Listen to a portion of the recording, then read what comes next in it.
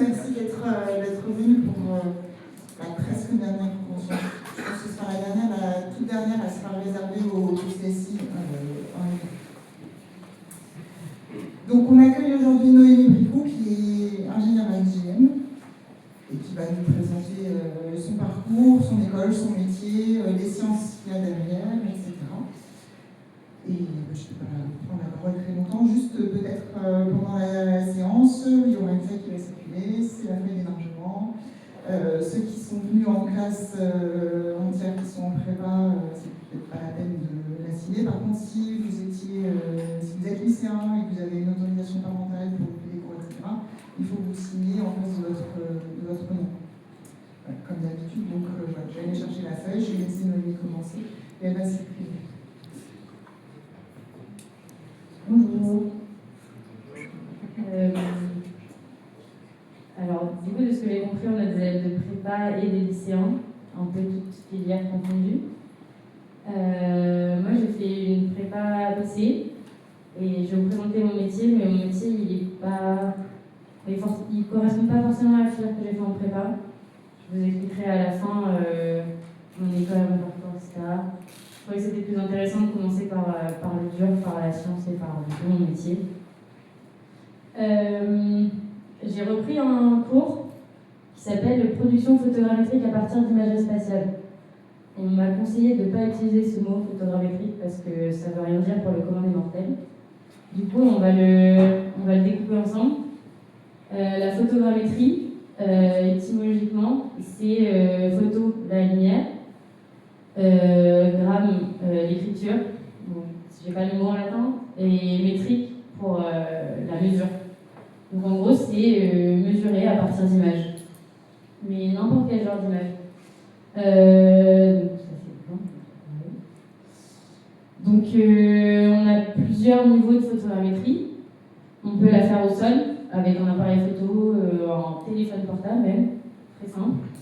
On peut le faire en aérien. Donc en aérien, c'est avec des aéronefs en tout genre, avions, drones, etc. Et moi, je vais vous présenter la photogrammétrie que je fais dans la vie de tous les jours. C'est à partir d'images spatiales, donc à partir de satellites qui vont prendre des images de la Terre. Alors les satellites, il y en a plein. Il y a une diversité de technologies, etc. La télécommunication, le positionnement. Nous, ici, on va se focaliser sur l'optique dans le visible. Donc, normalement, ça, c'est quelque chose que vous connaissez à peu près. Le spectre de longueur d'onde, le visible. En photogrammétrie, on a deux grands domaines spectraux. Donc, moi, je fais que de l'optique, mais on a beaucoup de produits qui viennent du radar. Donc, le radar, ça ressemble. Enfin, quand on regarde une image de radar, ça ressemble un peu à du bruit, comme les vieilles télé. Je ne sais pas si vous avez connu ici, mais on passera. Donc, l'optique, on a du visible et du proche infrarouge. Mais encore une fois, dans l'idée de simplifier, on va que faire dans le visible. Voilà quelques satellites connus. D'habitude, je pose la question, est-ce que vous connaissez certains satellites? Mais je ne sais pas si j'ai vraiment le temps de poser beaucoup de questions. Ça, c'est les 4 constellations les plus utilisées, en tout cas chez nous.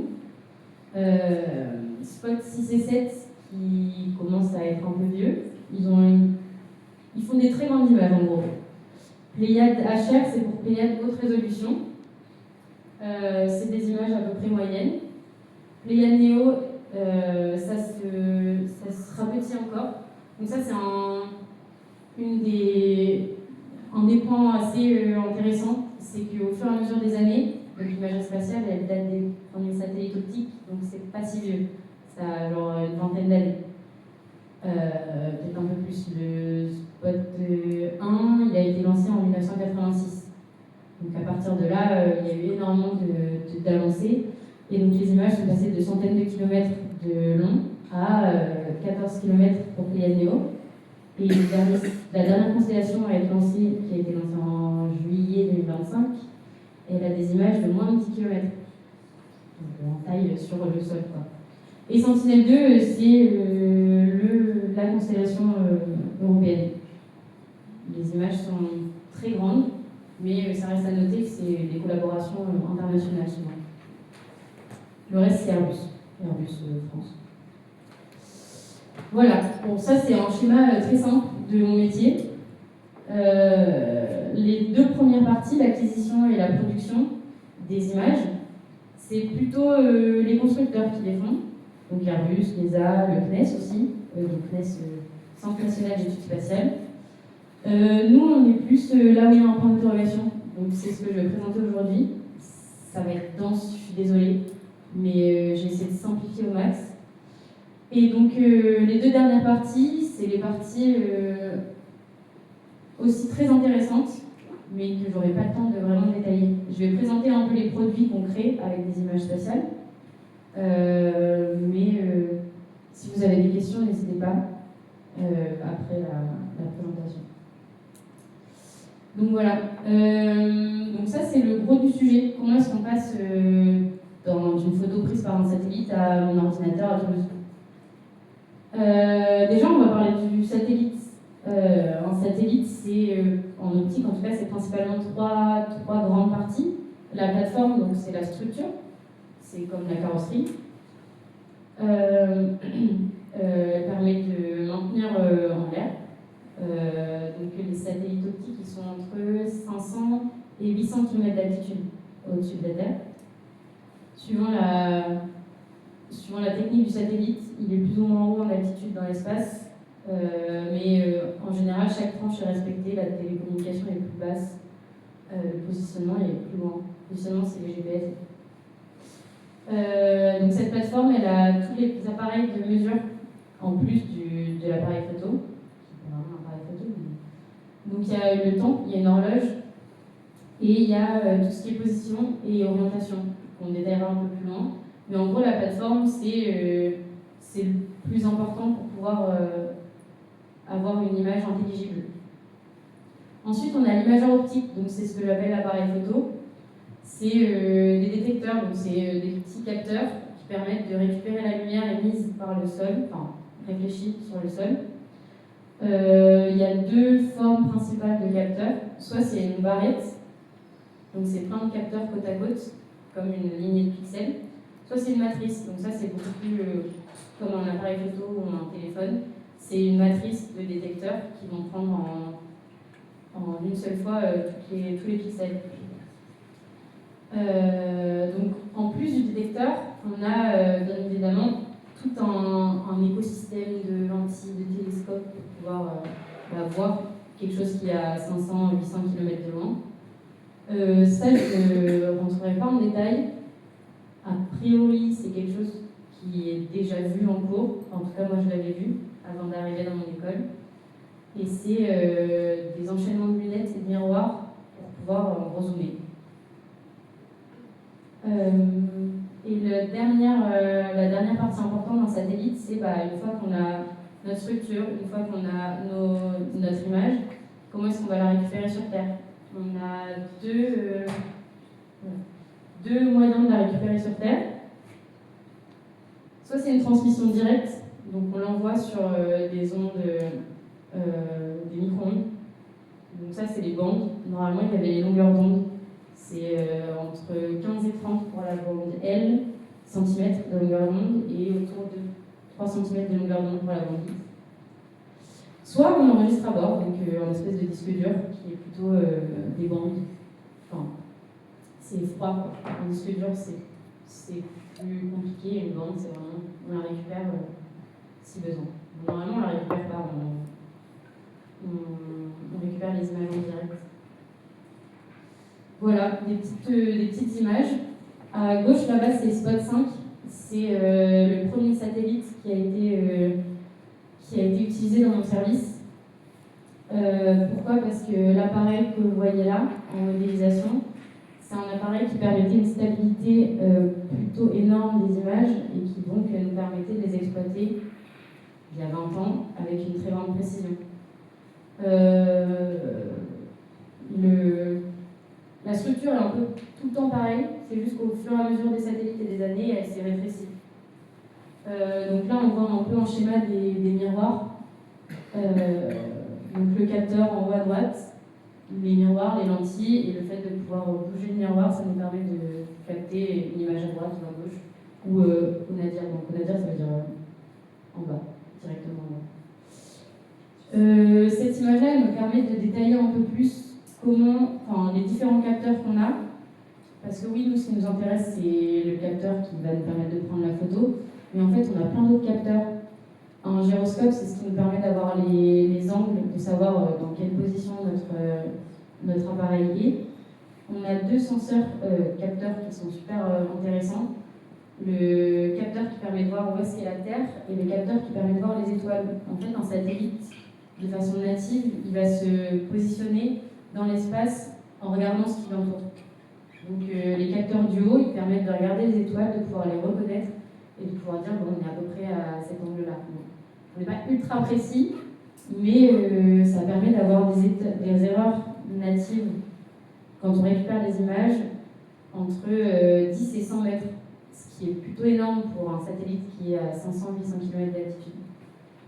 Voilà, le reste, c'est les antennes pour transmettre les données. Donc ça, c'est pour parler un peu des enjeux de l'imagerie spatiale. Qu'est-ce qu'on essaye d'avoir, qu'est-ce qui est intéressant à voir dans les différents satellites qu'on a. On veut regarder la superficie maximum sur notre image. Donc on va avoir un champ qui est assez grand pour pouvoir voir quelque chose, quoi. Parce que ce qui est intéressant, c'est que chaque capteur, suivant sa formation, il a une résolution spatiale différente au sol.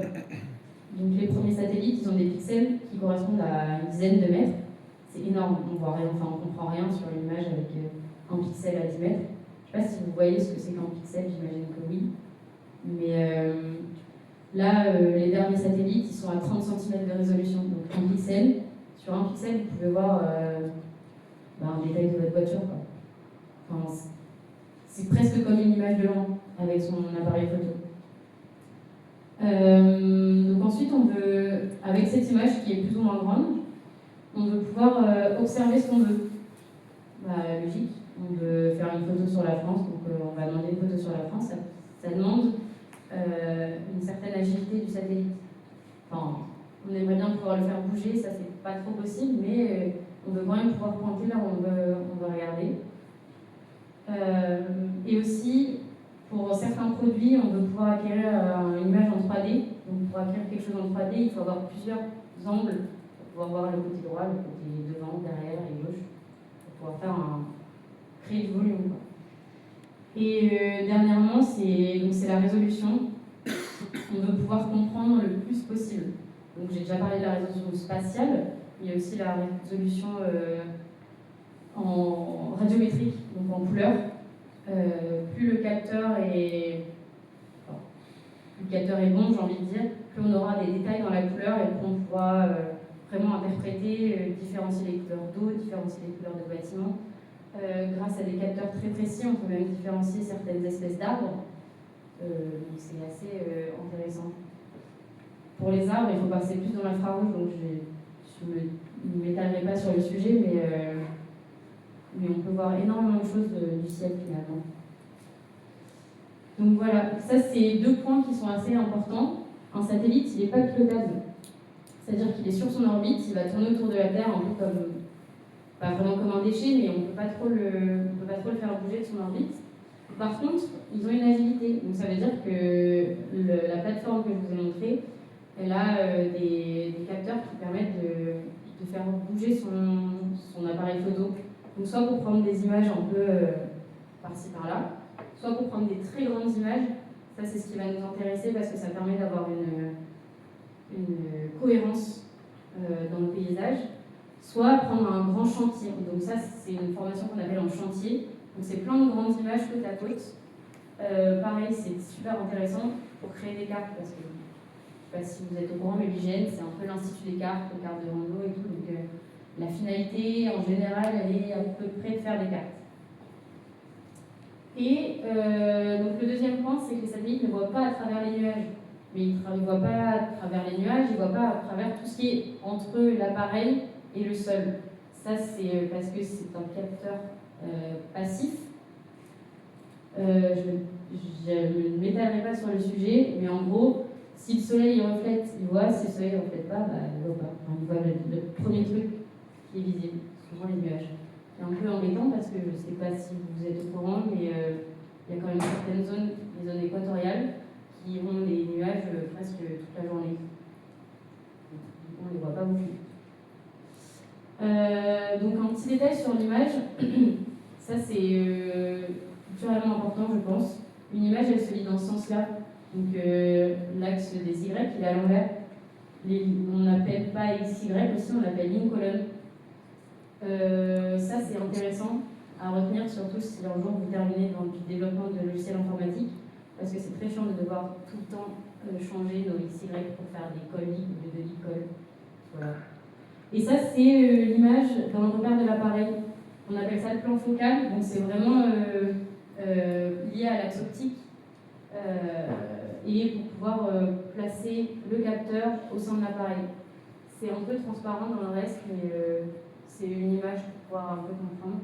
Là, on voit, mine de rien, la barrette qui avance sur l'image, le détecteur dont je vous disais qu'il y a des pixels côte à côte.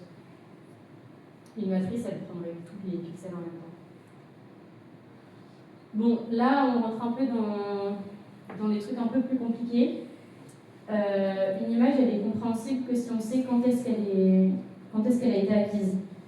La mesure du temps est super importante parce que le schéma qui est là, il indique que si le temps n'est pas précis, l'image elle ne sera pas positionnée au bon endroit parce que on n'est pas la grandeur d'échelle de la vitesse d'un satellite, mais ça se compte à quand même plusieurs mètres de près, sachant que la localisation native elle est à une dizaine de mètres près, on se retrouve rapidement très loin, très tôt. Donc pour ça, on a plein d'appareils à bord, donc pour mesurer les angles, pour mesurer l'orbite et pour mesurer du coup le temps. Il y a des horloges très stables et stables dans le temps surtout. Parce que le problème des satellites, c'est que ils font le tour de la Terre, ils sont devant le Soleil, plus derrière le Soleil, enfin, derrière la Terre. Donc il y a des variations de chaleur assez énormes et la chaleur, ça dilate un système, une machine, n'importe quoi. Et donc il faut que le satellite puisse résister à ça. Et souvent, la première chose qu'on voit, c'est que si le satellite n'est pas assez bien construit, il y a une dérive dans le temps qui fait que les images sont difficilement utilisables. En tout cas, dans les applications pour pouvoir créer des cartes.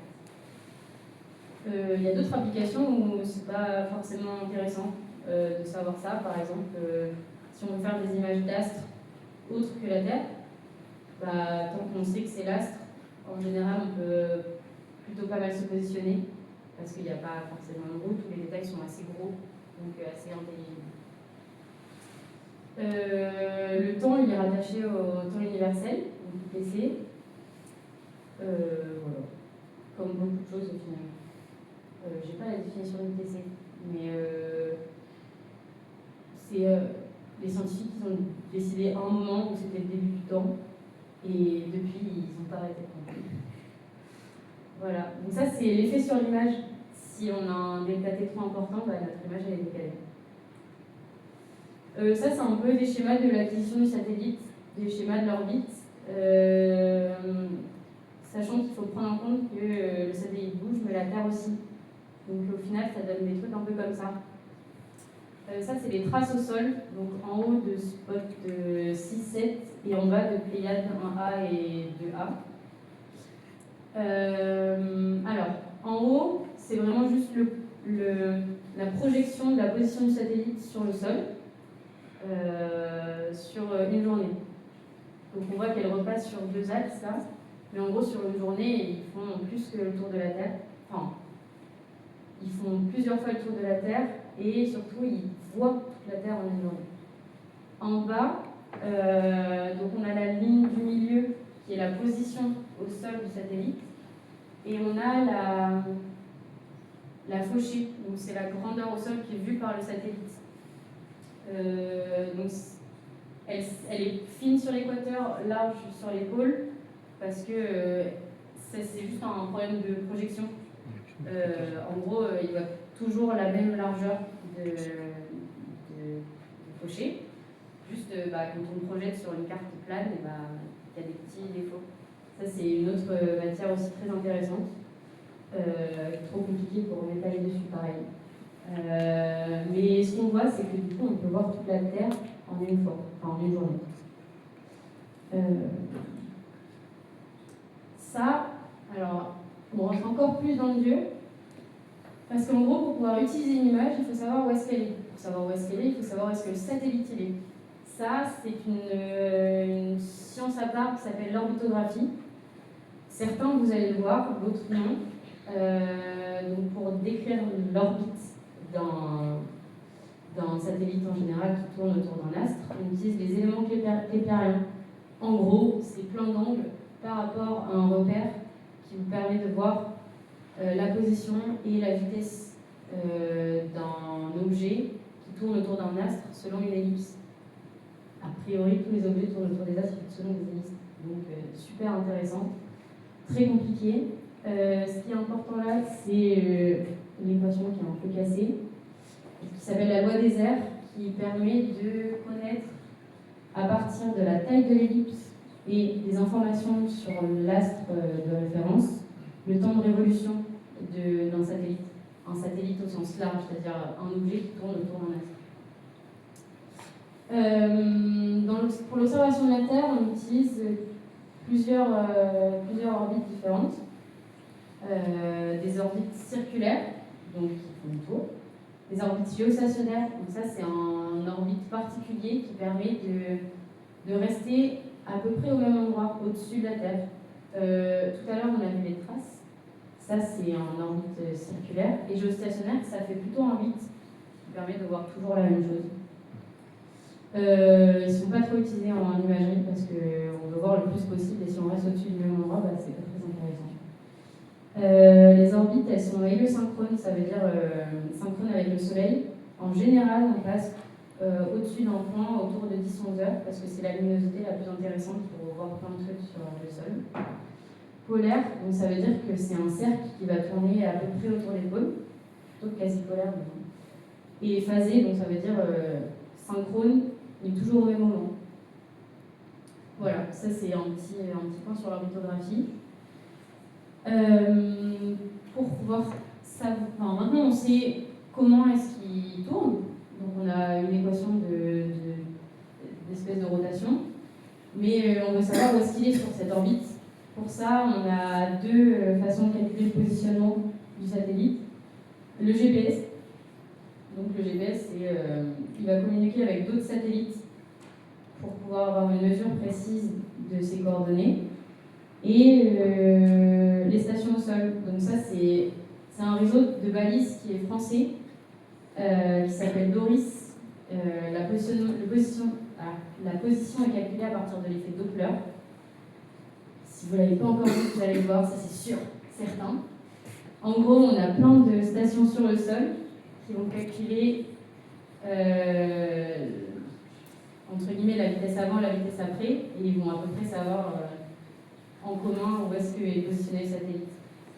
Ce qui est important à savoir, c'est que le satellite communique avec d'autres satellites et avec le sol pour pouvoir savoir exactement où est-ce qu'il est. Et que Doris est français. Bon, ça c'est un petit schéma, je trouvais ça joli.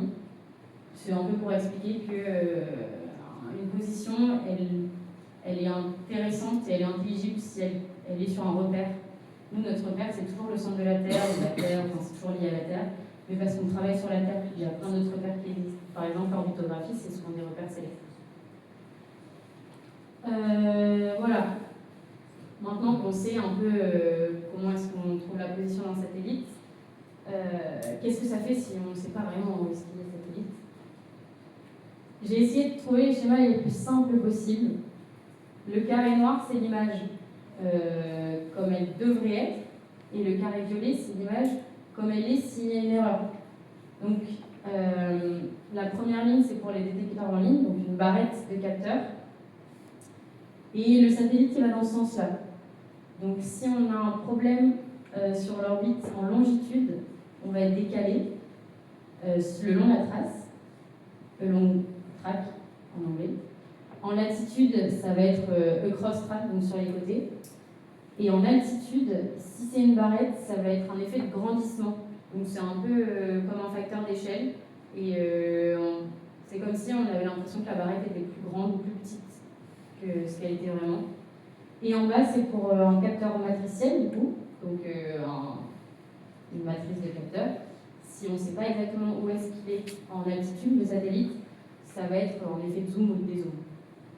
Pareil, ça s'appelle le grandissement, mais ce n'est pas le même impact. Ensuite, pour connaître l'orbite, en connaissant l'orbite, on peut aussi déterminer la vitesse de cette orbite-là. Et ces erreurs, elles sont en longitude, d'avoir une espèce d'aplatissement sur les côtés. En latitude, c'est un pivotage de l'image. Et en altitude, c'est un effet trapèze en fait d'image. Je bouge, je ne sais pas si ça vous permet de comprendre un peu mieux la position de l'image, mais ça c'est un détail. Et en matriciel, la vitesse n'a pas d'impact, les erreurs d'orbite n'ont pas d'impact sur l'image. Bon, on a l'orbite, c'était long, c'était intense, c'est pas fini. Maintenant on veut où est-ce qu'il est notre satellite. Donc suivant l'orbite, on va mesurer des angles qui nous permettent de savoir un peu où est-ce qu'il pointe en fait. Les trois angles, ils s'appellent roulis, tangage et lacet. Pour les connaître, c'est avec la règle de la main droite. Donc là, le roulis, c'est comme ça. Le tangage, c'est comme ça. Et le lacet, c'est... Le lacet, c'est sûr. Roulis, tangage, c'est pas sûr. En gros, c'est des angles qui... Tu peux le refaire une fois, s'il te plaît? Ok, roulis. Roulis, c'est là. Ok. C'est sur le pouce. Tangage, c'est sur l'index. Et lacet, c'est... Ah oui, d'accord, ok. Donc soit sur un bateau, ça fait soit tu penches en avant, soit en arrière, ça c'est le roulis. À chaque fois de me dire avec un bateau, Ouais. mais j'arrive jamais à... Ouais. Le tangage, c'est quand tu tangues sur les côtés. Ouais.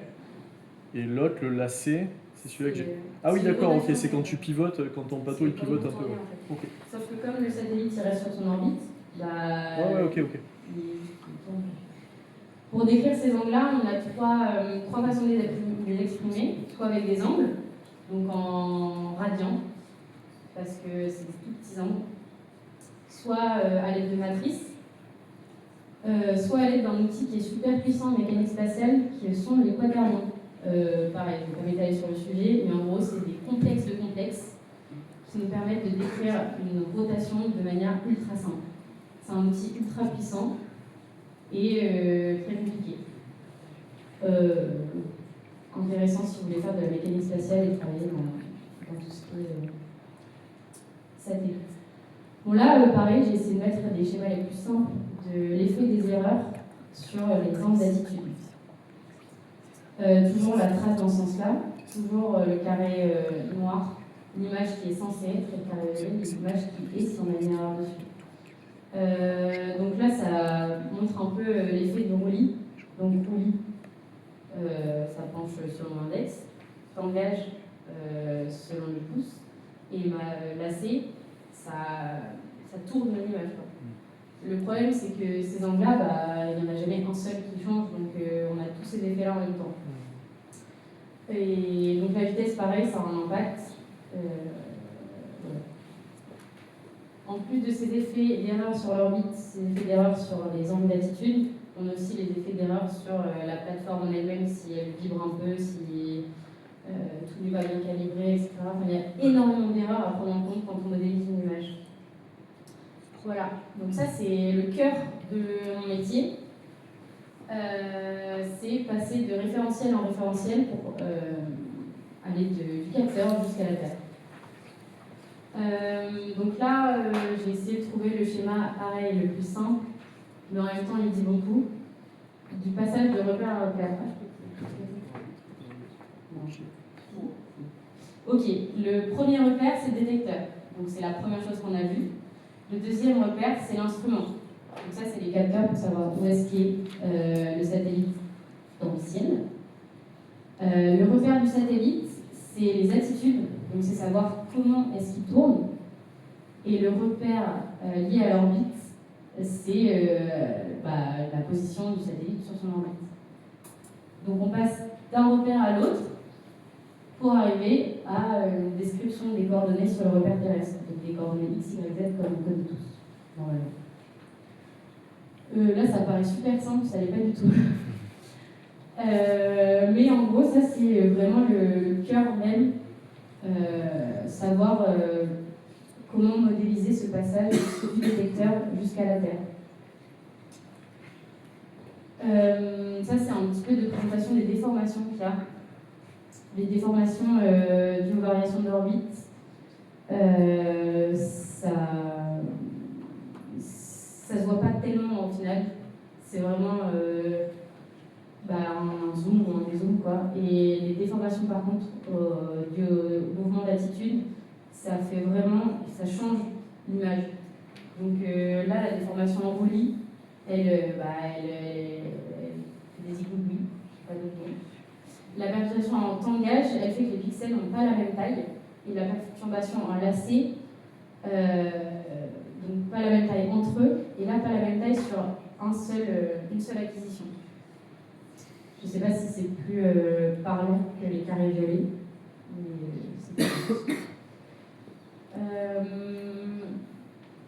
Il y a d'autres déformations. Là, on parle de géométrie, même du capteur. Mais en fait, dans une image, il n'y a pas que la géométrie de savoir où est-ce qu'elle se place, il y a aussi ce qu'on appelle la radiométrie. Donc, notre rayon, il passe par toutes les couches de l'atmosphère et dans l'espace. Et il y a énormément de choses à prendre en compte. Déjà, le passage de l'atmosphère, les différentes couches. La relativité, parce que la Terre tourne, le satellite tourne, donc ça induit un décalage en temps. Et le fait aussi que tous ces systèmes-là, ils ne sont pas linéaires. On aime bien la linéarité, c'est simple à modéliser, c'est des équations qu'on a tous fait et refait, mais dans la vraie vie, ça n'existe pas vraiment. Donc c'est quelque chose qu'il faut prendre en compte à différents endroits et de manière générale la stabilité d'ensemble. Donc la dégradation dans le temps, le fait qu'il y ait un choc, le fait que, par exemple, s'il y a des tempêtes solaires très grandes, on ne le voit pas, mais ça fait un espèce de vent, donc ça fait bouger le satellite.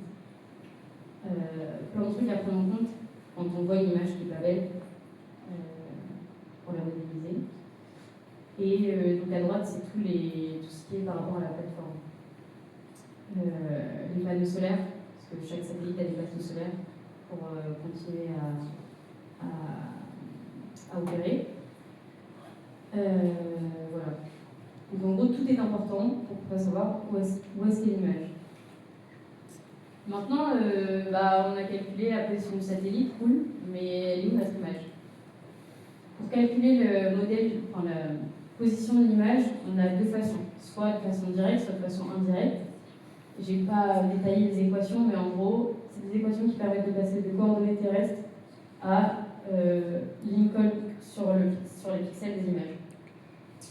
Donc c'est ça, tout ce qu'on vient de décrire, ça nous permet de faire ces fonctions-là, de lier nos pixels à la position sur la Terre. Donc changer de repère en repère.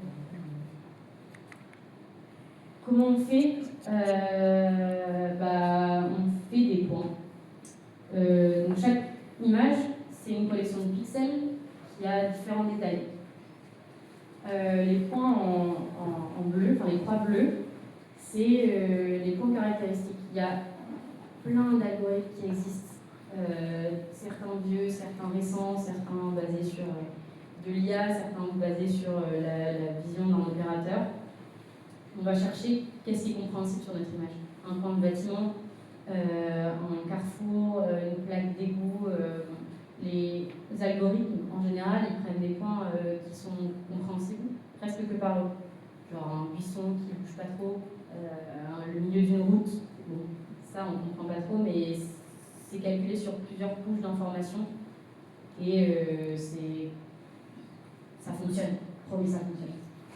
On a une autre sorte de points. Donc, d'un côté direct, on a le pixel. Et de l'autre côté, l'autre sorte de points, c'est les triangles rouges. C'est des points d'appui. En gros, c'est des points sur le sol où on connaît le détail exact sur le sol et les coordonnées exactes sur le terrain. Donc X, Y, Z calculées par une antenne GPS, des calculs de distance, des calculs d'angle. Pareil, super intéressant, mais ce qu'il faut retenir, c'est un point sur le sol, on sait ce qu'il est, et un point sur l'image, on sait où est-ce qu'il est. Ça nous permet d'avoir une image compréhensible par une machine. Sauf que nous, on n'a pas qu'une des images. On en a, là, je ne sais pas combien, mais on peut en avoir 15, 25, 30. Ça dépend des images, ça dépend du chantier, ça dépend de la zone qu'on veut modéliser. Donc ces points-là, ils vont nous permettre de mettre en cohérence les images avec le sol et les images entre elles. Les points rouges, ici, c'est nos croix tout à l'heure, qui ont été détectés sur plusieurs images. En gros, si on a 5 images qui ont le même carrefour, normalement, elles sont censées être vues sur toutes les images et donc on peut les rattacher entre elles. Pareil pour les étoiles, le point il est au sol, on sait qu'il est au sol, mais il n'est pas forcément visible sur l'image. Donc de temps en temps il est visible, de temps en temps il n'est pas. On perd à peu près 50-60% des points quand on met en cohérence plusieurs images ensemble. Ça, c'est tout un calcul qui s'appelle la spatio-triangulation. Un mot très barbare, qui peut être un peu plus simplifié par le mot calage. Donc ça, c'est un jeu de dessin que j'ai retrouvé dans mes vieux cours pour expliquer un peu un calage. Ça, c'est l'aérien de satellite. La plupart des images, c'est la même base de calage. On a des points sur l'image, des points au sol et 2 images entre elles. On va chercher à les mettre en correspondance. Donc on tourne, on essaye de voir quel angle il faut tourner, quel angle il faut améliorer, quel traitement à faire sur notre image pour qu'elle soit ensemble cohérente. Le problème, c'est que si on prend que les pixels, on a une orientation relative qui peut bouger, parce qu'en fait, on a plein de réponses possibles à ces équations de positionnement. On appelle ça des points homologues, c'est-à-dire des points qu'on voit sur 2 images, et elles dépendent de la distance entre F1 et F2 là. Comment est-ce qu'on veut ne pas dépendre de cette distance? C'est les points d'appui. En gros, ces points-là, on peut savoir exactement, on peut à peu près savoir la position qu'il y a au sol. Exactement, si c'est des points d'appui, à peu près si c'est des points de liaison, mais voilà. Excuse-moi, F1 et F2, c'est quoi? C'est l'appareil, en gros. Okay. Enfin, là, c'est une représentation en général des images où c'est le système optique, le capteur et ce qui est. Ouais, donc c'est les objectifs de tes appareils, ouais, en fait. Ouais, d'accord.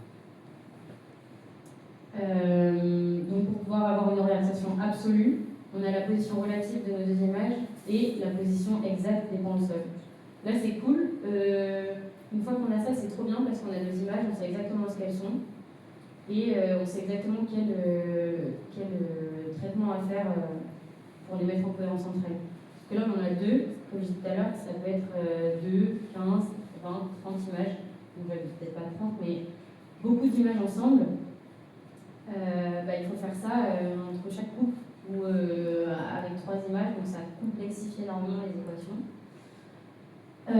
Donc ce qu'on va chercher à faire dans la spatio-triangulation, c'est à partir de ces équations de positionnement des images, trouver ce qui nous permet d'être le plus proche possible de la vérité.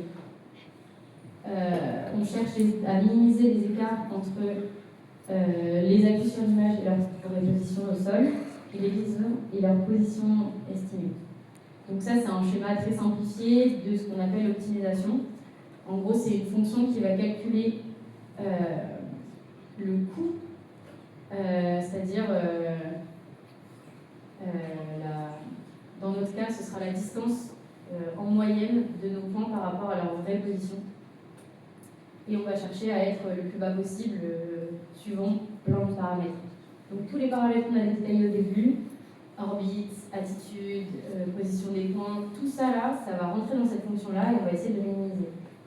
Normalement, bon. Ça c'est l'exemple le plus simple, la régression linéaire. Et je ne vous ai pas fait de graphique de ce que c'est dans la vérité, mais un petit schéma. En gros, tout ce qui est zigouigou, là, tout ce qui est ressort, on veut que ce soit le plus petit possible. Et c'est ça ce qu'on appelle la spatio-triangulation. À partir des points sur les visages, des points au sol, on essaye de rassembler toutes nos mesures et toutes nos estimations. Sachant que dans un truc que je n'ai pas détaillé non plus, c'est la localisation. Donc cette droite-là, en fait, il y a aussi beaucoup de calculs dedans et beaucoup de paramètres à prendre en compte. Donc, elle aussi, elle a des erreurs, des résidus de calcul qu'on essaye de minimiser. Bon, une fois qu'on a fait ça, on a fait le plus gros. On a fait les équations, on a fait les algorithmes, etc. Mais il y a pas mal d'erreurs qui restent quand même, parce que rien n'est parfait. L'orbite n'est pas parfaite. Des petites erreurs, ça peut être quelques mètres, voire quelques dizaines de mètres au sol. Les altitudes, c'est pareil. Donc là, un milliard à 800 km, c'est 800 mètres en roulis. C'est énorme. Enfin, à 800 mètres, on ne peut pas savoir où est-ce qu'est notre image. Et la méconnaissance des aliments des capteurs. Donc en gros, c'est des problèmes de plateforme. Si l'appareil a été mal calibré, ça se trouve, on ne sait pas où est-ce que sont vraiment les étoiles par rapport au détecteur. Donc pareil, on ne peut pas utiliser l'image. Enfin, elle est jolie, on peut l'imprimer, mais on ne peut pas l'utiliser pour faire des cas. Ensuite, on a la méconnaissance des paramètres physiques. Donc ça, c'est tout ce qui n'a rien à voir avec notre système. C'est l'atmosphère, c'est des détails sur le paysage. Comme j'ai dit tout à l'heure, de temps en temps, on peut avoir des points qui sont compréhensibles par des machines, mais pas par nous. Et il y a des points qui peuvent être compréhensibles par une machine, mais pas par l'autre. Donc, c'est plein de paramètres qu'on ne peut pas vraiment modéliser. Et il y a aussi des limites. Donc, la datation, super important. Si on ne sait pas quand est-ce que ça a été pris, on ne sait pas où est-ce qu'est l'image. Et il y a plein de biais qui sont en fait pas indépendants. Là, les 3 points, c'est les erreurs qui sont pas vraiment indépendantes. Donc la datation, l'orbite longitudinale et le biais de tangage, c'est le même effet, ça décale l'image. Je ne sais pas si vous avez remarqué, mais il y avait certains schémas des carrés violets qui étaient tous pareils, parce que c'est tous le même effet, donc on ne peut pas savoir si notre image est décalée parce qu'on a mal calculé quelque chose ou parce qu'on a mal pris en compte le temps. Pareil, l'orbite en latéral et en roulis, c'est le même effet, et l'altitude et l'erreur de focale, c'est le même effet, donc on ne sait pas où est-ce qu'on est. La focale, c'est une densité optique par rapport aux lentilles, et l'altitude, c'est par rapport à la Terre. Bon, normalement, là, c'est bon. Plus d'équations, plus de sciences dures, c'est un peu long. J'espère que vous avez suivi.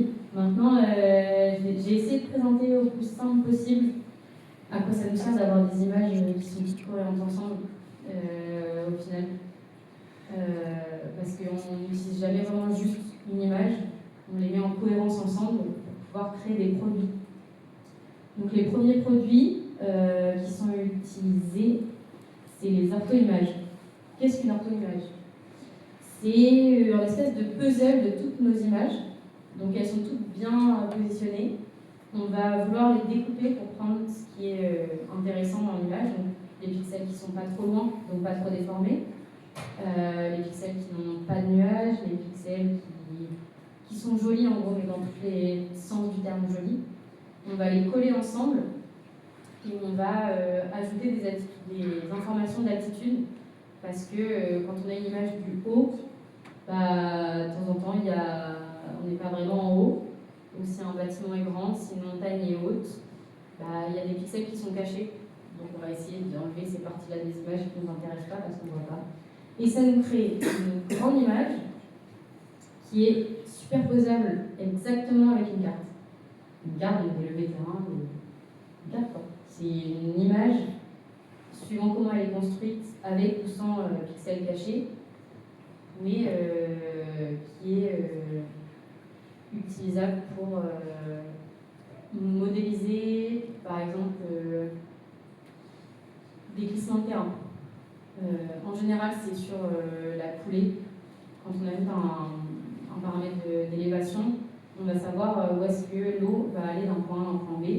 Et ça nous permet de prévenir énormément de risques ou de modéliser ce qu'on peut attendre, par exemple, la fonte des glaces, etc.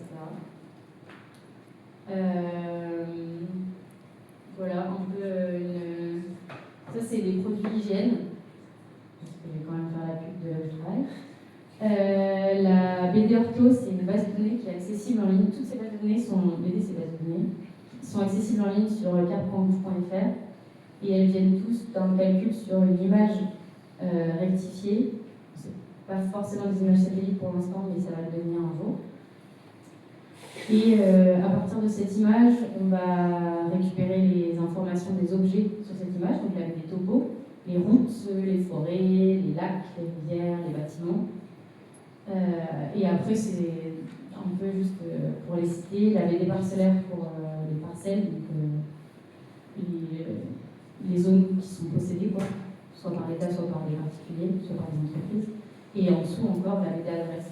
Donc c'est toutes les informations qui découlent pour pouvoir faire des cartes. Une autre utilisation d'une orthoimage, c'est pour voir les dégâts après un phénomène naturel. Donc là, c'est des images de Mayotte avant et après Chido, le cyclone qui a touché l'île fin 2024. Donc, les images parlent d'elles-mêmes. Hein. Il n'y a plus rien. Mais grâce à une image, une orthoimage, on peut calculer exactement la surface de la destruction. En fait. Là, on voit quelques nuages parce que c'est ce qu'on appelle de l'imagerie d'urgence. Donc, quand on fait de l'urgence, on n'a pas trop le temps de calculer la meilleure façon de prendre l'image. On prend l'image comme elle est. Un deuxième objet ultra intéressant et qui pourra potentiellement vous intéresser même plus tard, c'est la 3D et les modèles numériques de surface et de terrain. En gros, à partir d'images et de pixels, donc de couleurs en soi, on peut créer du volume. Donc tout à l'heure, dans les orthoimages, on les a utilisées. Maintenant, on va les créer. Pour les créer, il faut avoir des images de part et d'autre dans une scène, selon différentes configurations. Donc ça, c'est les configurations utilisées dans mon service. Des triplés, des couples, des trucs comme ça. Le truc important à savoir, c'est qu'on peut soit la programmer, donc sur des orbites, dire je veux cette image-là, cette image-là, cette image-là à tant de temps d'intervalle, soit prendre des images qui existent déjà, qui sont bien, qui ont les bons angles pour pouvoir voir ce qu'on veut. Donc ce que ça nous donne au final, c'est un autre type d'image qui va faire correspondre la ligne et la colonne avec une information en latitude, en élévation. Donc il y a deux façons de modéliser l'élévation. Soit on prend l'objet qui est au sol directement, donc ça c'est la surface. Là il est très joli parce que il a été redessiné à la main. En général il y a quand même pas mal de bruit. Par exemple l'eau, on la voit pas bien sur une image avec les reflets et tout, donc ça fait des pics. C'est un peu moche. Les rues, pareil, elles sont jamais vraiment droites. Pour ça, il y a toute une ribambelle d'opérateurs qui vont à la main sur le résultat des calculs, aplatir, lisser, améliorer en fait le résultat de la 3D. Ça, c'est censé être un modèle numérique de terrain. En gros, c'est tout sans les bâtiments, sans le sur-sol, sans les arbres, sans les... Le problème, c'est que les algorithmes, pour passer d'un à l'autre, ils ne sont pas super encore au point, suivant où est-ce qu'on est. Si on veut du full automatique, donc là, on voit encore un peu... Là, on voit encore un peu de la surface. Mais c'est ça qu'on va utiliser principalement pour calculer l'écoulement, pour modéliser la fonte des glaces, pour tout ce qu'on peut faire à partir d'informations en élévation. Voilà, ça c'est la différence plus stricto sensus dans MNS et dans MND, avec la surface et que le sol.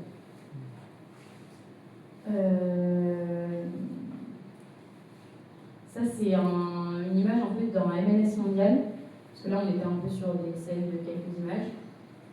La particularité de mon service, c'est qu'on gère des pétaoctets d'images, et donc on peut faire des produits sur la surface du monde. Ça fait des calculs qui durent genre 3 semaines, un mois. C'est énorme en termes de données, en termes de temps, mais on arrive à des précisions qui sont assez incroyables. En gros là, sur nos produits, on peut attester que l'élévation qu'on a calculée à partir des images, elle est à peu près 1 mètre. Là, sur cette carte-là, tu es Là. précise au mètre près, partout. En altitude. Partout. Il y a des cartes de qualité qui peuvent dire là où c'est un peu plus compliqué. Les zones compliquées, du coup, j'en ai parlé, c'est les zones des nuages équatoriales, là et là.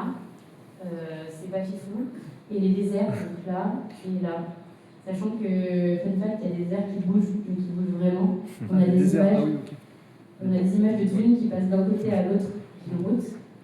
Donc super compliqué à modéliser et à comprendre. On a aussi le problème de la neige, parce que je ne sais pas si vous avez déjà essayé de regarder en détail dans la neige, il n'y en a pas beaucoup. Donc les hautes latitudes, c'est compliqué, et les petites surfaces aussi, les îles, etc. On a du mal. Le problème des îles, c'est qu'il y a peu de données sur sol, terrain exact. Donc en fait, on a l'île est belle, mais elle n'est pas vraiment exactement en bon endroit. Ça dépend des applications. Il y a des applications où la précision absolue des coordonnées n'est pas très importante. Par exemple, les cartes thématiques pour calculer le volume de quelque chose, le volume des forêts en France, le volume d'eau. En général, ça, il y a une précision absolue, c'est pas très intéressant. Mais par exemple, dans toutes les applications de défense, on veut la limite du centimètre près. C'est pas ultra possible en satellite, mais en aérien, les produits sont à 5 cm pour les plus précis. Donc c'est-à-dire que le pixel qui est là, on peut attester qu'il est à 5 cm de la réalité, que ces coordonnées sur notre image, il est à 5 cm de la réalité. Voilà, la fin finale de toutes ces productions, c'est faire des cartes. Donc les cartes, historiquement, c'est en outil militaire. Maintenant, on fait un peu des cartes de tout. Et on fait des cartes à partir de tout. Toutes nos données géoréférencées permettent à faire des cartes de tout genre. Donc ça, c'est une carte topo de Rimatara, une île dans la Polynésie française, faite à partir d'imagerie spatiale. Elle est, je n'ai plus la date, mais cette carte elle a été éditée au temps où c'était des opérateurs, des êtres humains, qui dessinaient tous les détails sur les images. Donc tout ce qui est là a été dessiné par quelqu'un. Ensuite, on a, ça c'est les orthos de toute la Polynésie française, du coup. Pareil, elle date de 2002, elles sont peut-être un peu datées. Mais à partir de ça, toutes les îles ont été cartographiées. Et ça, c'est ce qu'on appelle une carte thématique que j'ai trouvée. On en trouve plein en ligne, le monde, on publie plein de cartes. On trouve des cartes partout, mais on ne se pose pas vraiment la question de comment est-ce qu'elles ont été faites. Ça, c'est la classification de végétation par des télédétections. La télédétection, c'est une science qui permet de dire quel objet est sur une image. Donc ça, pareil, c'est super intéressant. Bon, celle-là, en particulier dans la recherche, mais on peut faire de la télédétection sur énormément d'images. Ah oui, là, pour la végétation, c'est pas de l'optique visible, c'est de l'infrarouge. Parce qu'on ne peut pas différencier en rouge, vert, bleu si c'est du chêne ou du hêtre. En peut-être un peu, mais l'infrarouge, ça rapporte des informations qui sont non négligeables pour cartographier la végétation. Bon, là, je vais présenter tout mon métier. Et mon métier, il fait partie d'une plus grande spécialité qui s'appelle la géomatique. J'ai été envoyée ici par mon école pour faire la pub de mon école. Donc, on va passer par le moment pub. La géomatique, c'est quoi? J'imagine que c'est un mot que vous n'avez jamais entendu parler de votre vie, moi non plus avant d'arriver dans mon école. C'est la contraction de la géographie et de l'informatique. En gros, ce que j'aime bien dire, c'est toutes les techniques et technologies derrière les cartes. Donc, de la collecte de données sur sol à la mise en cohérence de ces données, donc ce qu'on a présenté depuis, et à l'utilisation de ces données pour faire des cartes thématiques, tout ce qui a une coordonnée terrestre peut être apparenté à de la géomatique. Mon école, elle s'appelle Géodata Paris et elle forme des élèves de Bac plus 1 jusqu'à Bac plus 7, donc doctorat, dans toutes les techniques qu'il y a derrière la géomatique.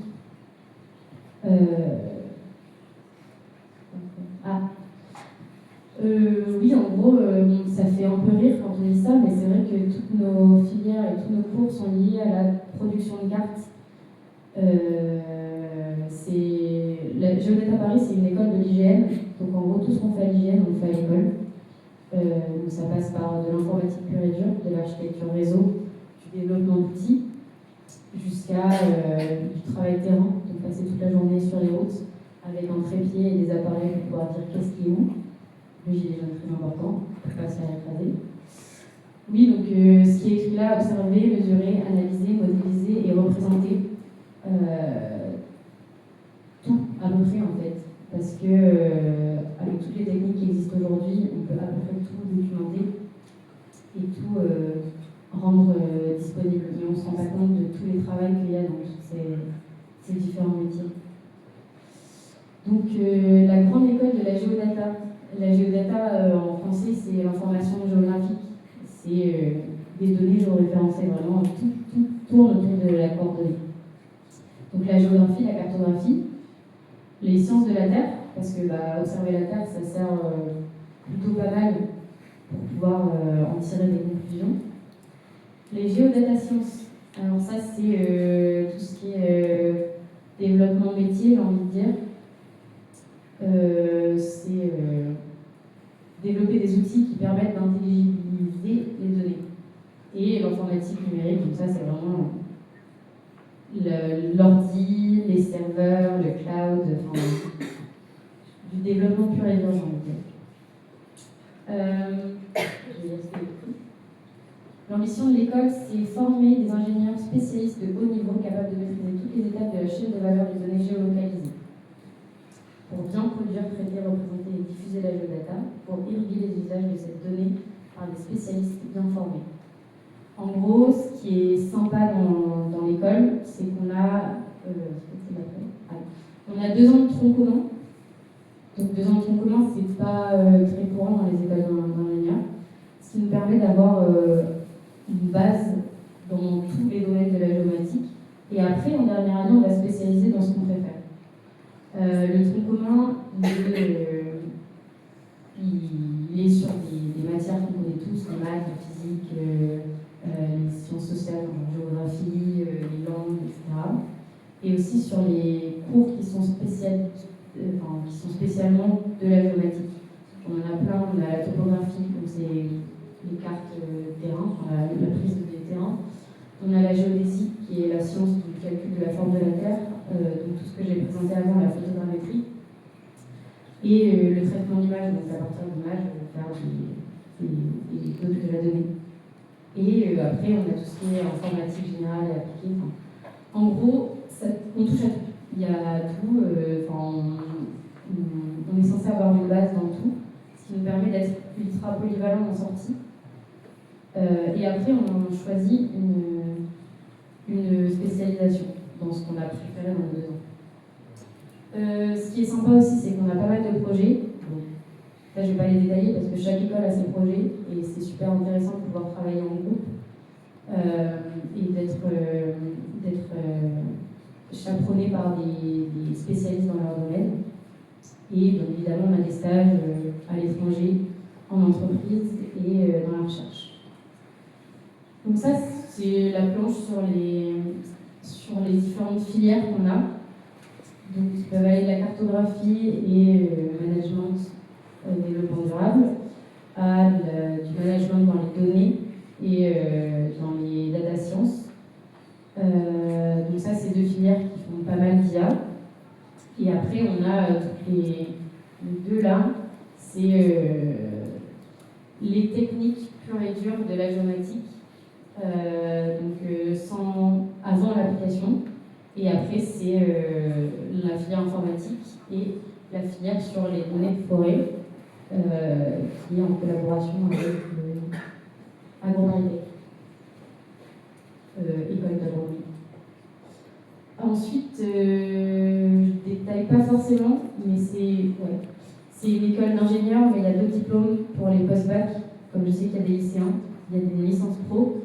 Et pour les gens qui n'ont pas envie de faire des études d'ingénieur, c'est possible, c'est super cool. Tous ces masters-là, ils sont en collaboration avec les élèves ingénieurs, donc au final, c'est les mêmes compétences et connaissances. Voilà. On peut faire plein de trucs. Une discipline qui est ouverte tous les univers possibles, donc ça, c'est des images de tout ce qu'on peut faire, de tout ce que j'ai déjà détaillé avant. Et quelques mots sur ce qu'on peut faire. Et ça, c'est les liens utiles. Donc la plaquette de l'école, j'en ai ramené une si quelqu'un veut le voir en papier, mais on n'en avait pas plus. Le site de l'école, vous aurez plus d'informations que ce que je vous donner là très rapidement. Les données de l'hygiène, carte.gouv.fr, ça c'est génial si vous voulez aller vous amuser à faire des cartes vous-même, à un peu comprendre ce que c'est que la donnée géolocalisée. Et la dernière, je me suis dit que c'était intéressant en tant qu'élève de savoir que notre école n'est pas un réseau fermé. C'est une école publique. Premièrement, c'est une école publique. Deuxièmement, c'est une école publique avec des places en tant qu'élève fonctionnaire, donc de la fonction publique d'État. Et troisièmement, elle fait partie du réseau d'écoles de l'État, mais notamment des très grandes écoles, genre l'École nationale des ponts et chaussées, l'École de la météorologie, l'École nationale des travaux publics. C'est tout un réseau d'écoles qui s'entraident entre elles et qui s'échangent des élèves pour avoir des élèves les plus compétents possibles sur plein de sujets.